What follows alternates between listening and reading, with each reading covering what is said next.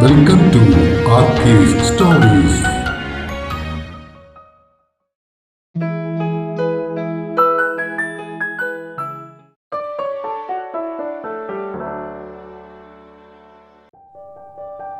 ഇനിയും ഈ വഴിയെ 42. കാര്യങ്ങളെല്ലാം ആ ശ്രീരാം വിശ്വനാഥനോട് ചോദിച്ചാൽ മതി, നിങ്ങൾക്കുള്ള ഉത്തരങ്ങൾ കിട്ടും. ആരുമൊന്നും സംസാരിച്ചില്ല. എന്ത് വിശ്വസിക്കണം എന്ന ആശയക്കുഴപ്പത്തിലായി എല്ലാവരും. മഹി, ഫോണിൽ നിന്നും വിനയന്റെ ശബ്ദം വീണ്ടും ഉയർന്നു. പറയൂ വിനയേട്ടാ, അന്ന് എന്താണ് സംഭവിച്ചതെന്ന് നീ ചോദിക്കണം അയാളോട്. എങ്ങനെ ചോദിക്കണമെന്ന് ഞാൻ പറഞ്ഞു തരേണ്ട ആവശ്യമില്ലല്ലോ നിനക്ക്. മനസ്സിലായി. അയാൾക്ക് പറയാനുള്ളത് കേട്ട് കഴിഞ്ഞിട്ട് നിങ്ങൾക്ക് എന്റെ ശിക്ഷ വിധിക്കാം. നേത്രമോളുണ്ടോ അവിടെ? ഉണ്ടേട്ടാ. കണ്ണുകൾ തുടച്ചുകൊണ്ട് അവൾ വിളി കേട്ടു. മോൾ ഒന്നോർത്തും വിഷമിക്കേണ്ട കേട്ടോ. ഈ ഏട്ടൻ തെറ്റൊന്നും ചെയ്തിട്ടില്ല. നിന്റെ കല്യാണത്തിന് ഈ ഏട്ടൻ ഉണ്ടാവുകയും ചെയ്യും. അതോടെ കോൾ കട്ടാവുകയും ചെയ്തു. ആരാ ഈ ശ്രീരാം വിശ്വനാഥ്? വിജയച്ചന്റെ ചോദ്യം മഹിയോടായിരുന്നു. കമ്പനിയിലെ HR ഹെഡാണ്. ചാച്ചന്റെ കാലം തൊട്ടേ ഉള്ള ആളാ. ആമിയെ പൂരിപ്പിച്ചു. അയാളെ പിടിച്ചൊന്നു കുടയാനാണ് വിനയേട്ടൻ പറഞ്ഞത്. അനുവാദത്തിനെന്ന പോലെ മഹി ആമിയയെ നോക്കി.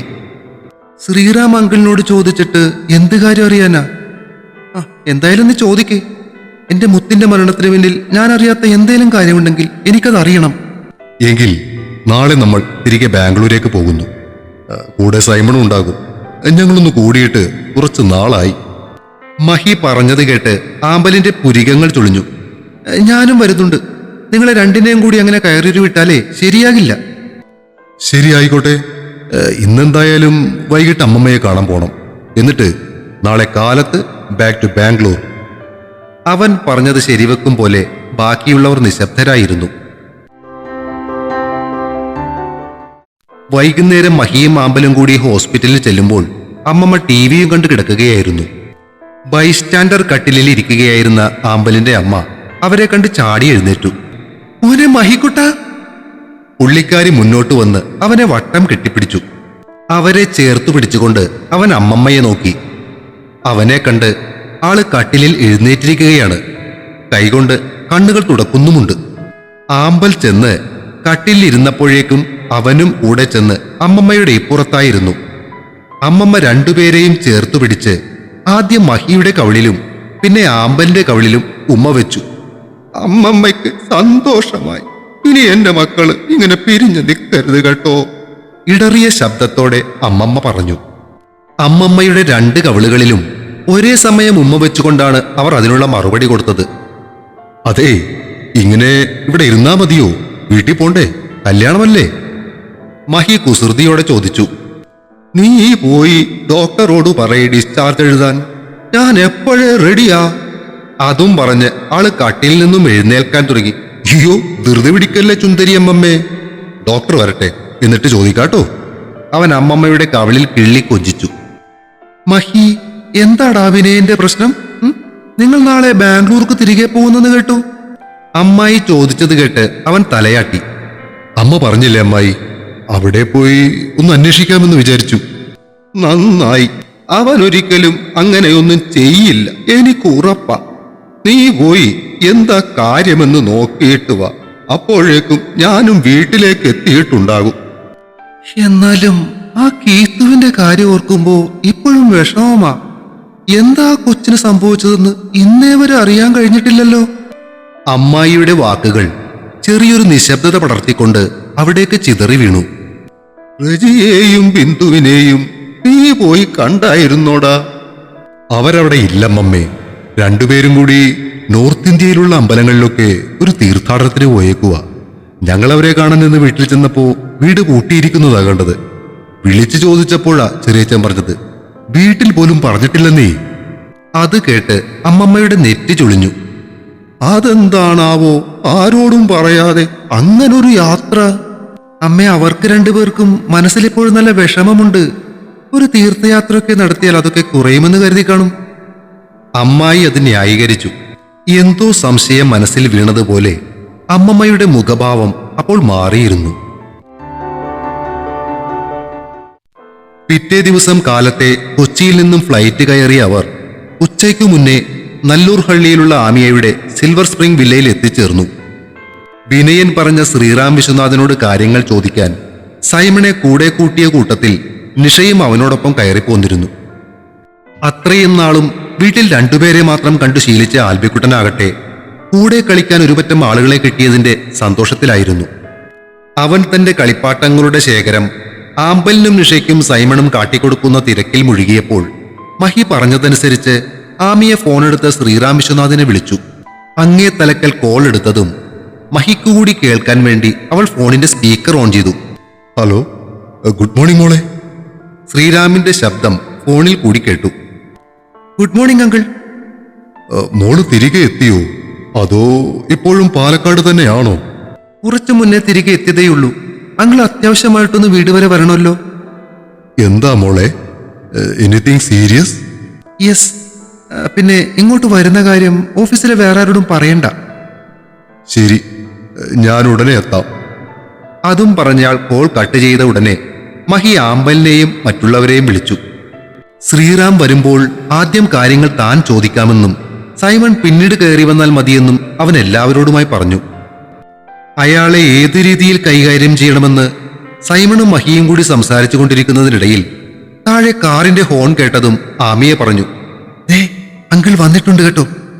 മഹി, പുള്ളി ഉപദ്രവിക്കൊന്നും ചെയ്യരുത് പ്ലീസ്. ഏയ്, അങ്ങനൊരു പ്രശ്നമേ ഉണ്ടാകില്ല. തനിക്ക് ഞങ്ങളെ പറ്റി അറിയാൻ വയ്യാത്തതുകൊണ്ടാ. അവിടെ മുതലമടയിലും പരിസരത്തൊക്കെ ചോദിച്ചാലറിയാം. മഹിയോട് പറഞ്ഞതിന് സൈമന്റെ ഉത്തരം കേട്ട് കളിയാക്കുകയാണോ എന്ന സംശയത്തിൽ ആമിയെ നിന്നപ്പോൾ നിഷ അവനെ കണ്ണുകൾ കൊണ്ട് ശാസിച്ചു. മതി മതി, നിങ്ങൾ അകത്തേക്ക് പോയിക്കോ. സൈമ, ദാ എപ്പോ വരണമെന്ന് ഞാൻ പറഞ്ഞു തരേണ്ട ആവശ്യമില്ലല്ലോ. ഹാളിയൻ ധൈര്യമായിട്ട് തുടങ്ങിക്കോ. പ്രശ്നമാണെന്ന് കണ്ടാൽ പൊട്ടിക്കലശം എന്റെ വക. അവന് പുറകെ എല്ലാവരും അകത്തേക്ക് പോയതും ആമിയെ സംശയം നിറഞ്ഞ കണ്ണുകളോടെ മഹിയെ നോക്കി. അവനാ പറഞ്ഞതിൽ എന്തോ ഉള്ളതുപോലെ. ഹേ, ചുമ്മാ പാവത്താനാന്നേ. മഹി അവളെ ആശ്വസിപ്പിച്ചു. അപ്പോഴേക്കും താഴെ കോളിംഗ് ബെൽ മുഴങ്ങുന്നതും അവിടെ ജോലിക്ക് നിൽക്കുന്ന സ്ത്രീ പോയി വാതിൽ തുറക്കുന്നതും മുകളിലിരുന്ന് തന്നെ അവർ കേട്ടു. പടികൾ കയറി വരുന്ന ആ ശബ്ദം കേട്ടതും ആമിയെ ഒരിക്കൽ കൂടി മഹിയെ നോക്കി. കുഴപ്പമൊന്നുമില്ല, ഞാൻ ഏറ്റു എന്ന് പറയും പോലെ അവൻ അവളെ നോക്കി കണ്ണുകൾ ചിമ്മി. മുകളിലേക്ക് കയറി വന്ന ശ്രീറാം തന്റെ ഗോൾഡൻ ഫ്രെയിമുള്ള കണ്ണടയിലൂടെ ആമിയയുടെ അടുത്തു നിന്നിരുന്ന മഹിയെ നോക്കി. ആഹാ, മഹിയും തിരികെ പോന്നു. താൻ 2 ആഴ്ചത്തേക്ക് ലീവ് എടുത്തതല്ലേ? ആമിയയ്ക്ക് മുന്നിലെ കസേരയിലേക്ക് ഇരിക്കുന്നതിനിടയിൽ അയാൾ അവനോട് ചോദിച്ചു. അതെ സാർ, പക്ഷെ അതിനേക്കാൾ അത്യാവശ്യമുള്ള കാര്യമായതുകൊണ്ട് ഞാനും മാഡത്തോടൊപ്പം ഇങ്ങ് പോന്നു. അയാളുടെ നോട്ടം മഹിയിൽ നിന്നും മാറി ആമിയയ്ക്ക് നേരെയായി. എന്താ മോളെ ഇത്ര അത്യാവശ്യമുള്ള കാര്യം? കമ്പനിയെ സംബന്ധിക്കുന്ന എന്തെങ്കിലും പ്രശ്നമാണോ? അയാളുടെ ശബ്ദത്തിൽ ഗൗരവം നിറഞ്ഞു. അതെ അങ്കിളെ, അല്പം ഗൗരവമുള്ള വിഷയം തന്നെയാ. പക്ഷെ ഒഫീഷ്യലല്ല, പേഴ്സണലാണ്. അത് കേട്ട് അയാളുടെ പുരികങ്ങൾ ചുളിഞ്ഞു. അയാൾ ആമിയെയും തുടർന്ന് മഹിയെയും നോക്കി. മഹി അയാളുടെ ഭാവങ്ങൾ ശ്രദ്ധിക്കുകയായിരുന്നു. ഓഫീസിലെ സീനിയർ മോസ്റ്റ് പേഴ്സൺ എന്നത് കൂടാതെ ആമിയയുടെ കുടുംബവുമായി വളരെയേറെ അടുപ്പമുള്ള ആളെന്ന നിലയ്ക്കും മഹി അയാളെ ബഹുമാനം നിറഞ്ഞ കണ്ണുകളോടെയാണ് മുൻപൊക്കെ നോക്കിയിട്ടുള്ളത്. പക്ഷേ ഇപ്പോഴത്തെ സാഹചര്യത്തിൽ സംശയത്തിന്റെ മുന്നിൽ നിൽക്കുന്ന അയാളെ സംശയം നിറഞ്ഞ കണ്ണുകളോടെയാണ് മഹി ശ്രദ്ധിച്ചതും. അവന്റെ കണ്ണുകളിലും മുഖത്തും ആ വ്യത്യാസം തിരിച്ചറിഞ്ഞതുപോലെ അയാളുടെ കണ്ണുകൾ കുറുകുകയും അയാൾ നോട്ടം മാറ്റാൻ ശ്രമിക്കുകയും ചെയ്തത് കണ്ട് മഹി ചാടിക്കയറി ചോദിച്ചു, ഷിനിയ ശരിക്കും മരിച്ചത് എങ്ങനെയാ സാറേ? അയാളുടെ ശരീരം അനങ്ങിയില്ല, മുഖത്തെ ഭാവം മാറിയില്ല. പക്ഷെ ആ കണ്ണുകളിൽ തെളിഞ്ഞ ഞെട്ടൽ മഹി വ്യക്തമായി കണ്ടു. What is this? അയാളുടെ ശബ്ദം ശാന്തമായിരുന്നു. എന്താ മോളെ ഇപ്പോൾ ഇങ്ങനെ ഒരു ചോദ്യം, അതും ഇവൻ? മുഖത്ത് മനഃപൂർവ്വം ഒരു പുച്ഛഭാവം കാണിക്കാൻ അയാൾ ശ്രമിച്ചെങ്കിലും കെട്ടുപണയാൻ തുടങ്ങിയ വിരലുകൾ അയാളുടെ ഉള്ളിലെ സംഘർഷം വെളിപ്പെടുത്തി. അങ്കിളിന് അറിയാവുന്ന കാര്യം പറയൂ. മുത്തു മരിക്കാനുണ്ടായ യഥാർത്ഥ കാരണം എന്താണ്? ആമിയെ കൂടി ചോദിച്ചതോടെ അയാൾ നിശബ്ദനായി. മോൾക്കറിയില്ലേ കാരണം? ആ വിനയ് എന്ന് പറഞ്ഞവൻ കൈവിട്ടതുകൊണ്ടല്ലേ നമ്മുടെ മുത്തന്ന് ആത്മഹത്യ ചെയ്തത്. അതെല്ലാം ചാച്ചനും മകളും കൂടി എന്നോട് പറഞ്ഞ കാര്യങ്ങൾ. പക്ഷെ അവൾ ഒരിക്കലും അയാളെക്കുറിച്ച് യാതൊന്നും എന്നോട് പറഞ്ഞിട്ടില്ല. ഞാൻ ചോദിച്ചിട്ട് പോലും. അതെന്താ കാരണം മകളെ? അതെന്നോട് ചോദിച്ചാൽ ഞാൻ എന്തുത്തരം പറയാനാ മോളെ? അയാൾ ഒഴിഞ്ഞു മാറാൻ ശ്രമിച്ചു. ഉത്തരം പറഞ്ഞിട്ടേ താനിവിടുന്ന് പോകത്തുള്ളൂ. പിന്നിൽ നിന്നും കേട്ട സൈമന്റെ ശബ്ദത്തിൽ അയാളൊന്ന് ഞെട്ടിത്തിരിഞ്ഞു നോക്കി. സൈമൺ ശ്രീറാമിന്റെ കസേരയ്ക്ക് പിന്നിൽ കൈകൾ കുത്തി അയാളെ തന്നെ നോക്കി നിൽക്കുകയായിരുന്നു. അയാൾ ചാടി എഴുന്നേറ്റ് അവനെയും മാമിയെയും മാറി മാറി നോക്കി. എന്താ ഇത്? ആരാണിവൻ? അയാളുടെ ശബ്ദത്തിൽ ചെറിയൊരു പരിഭ്രമമുണ്ടായിരുന്നു. ഞാനങ്ങ് കേരളത്തിൽ നിന്നാ, പോലീസാ. പറ്റേ വെട്ടിയ മുടിയിൽ ഒന്ന് തടവി മീശ പിരിച്ചുകൊണ്ട് സൈമൺ പറഞ്ഞു. ഷിനിയുടെ മരണത്തിൽ തന്നെ സംശയമുണ്ടെന്നും പറഞ്ഞ് അവരുടെ ഭർത്താവ് വിനയ് വിശ്വൻ ഒരു പരാതി തന്നിട്ടുണ്ട്.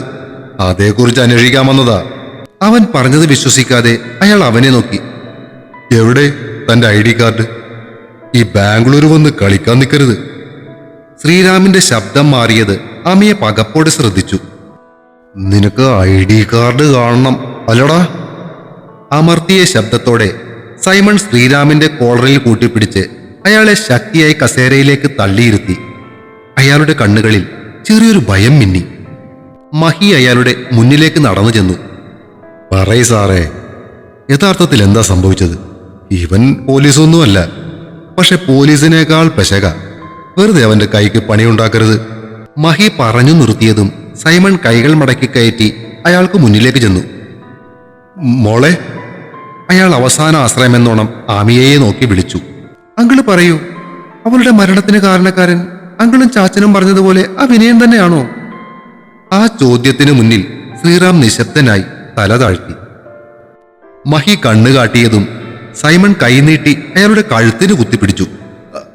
പ്ലീസ് പ്ലീസ്, എന്നൊന്നും ചെയ്യരുത്, ഞാൻ പറയാം. അയാൾ കൈകൾ കൂപ്പി.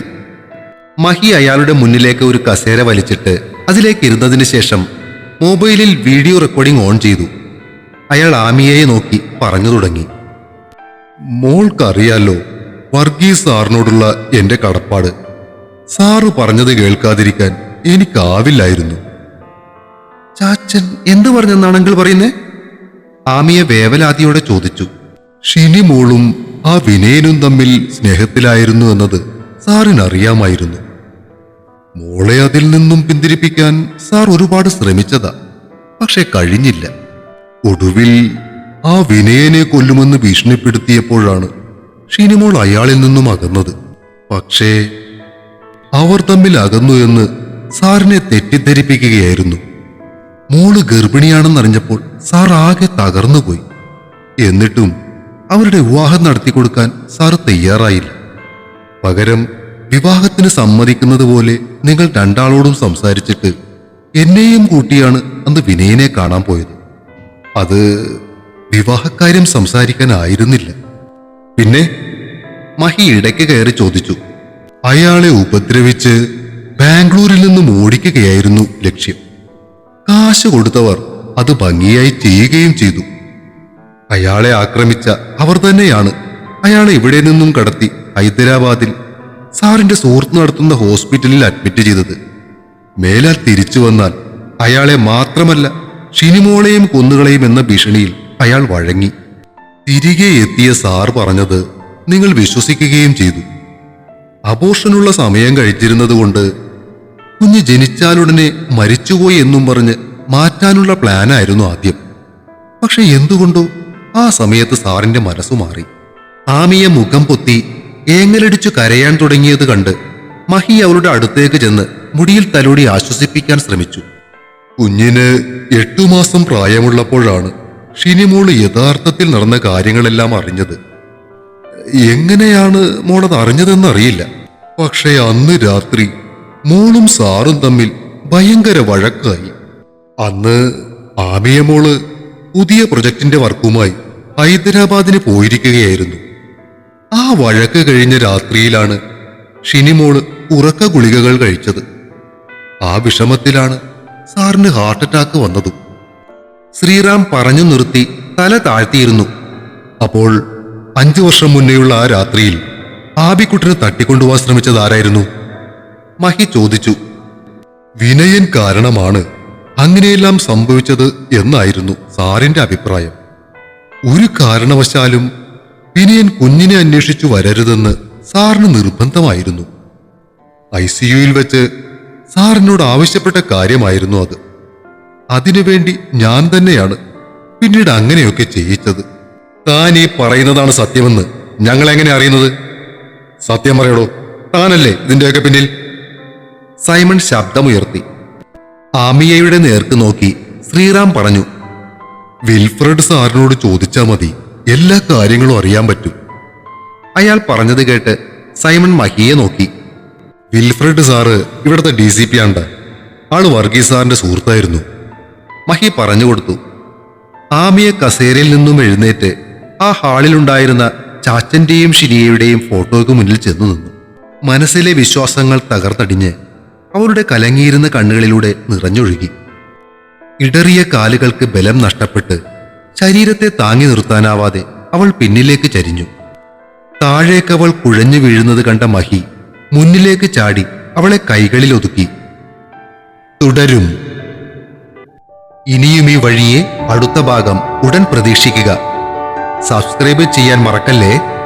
അഭിപ്രായങ്ങൾ പറഞ്ഞും സബ്സ്ക്രൈബും ഷെയറുകളും ചെയ്ത് സപ്പോർട്ടുമായി കൂടെ ഉണ്ടാകണേ.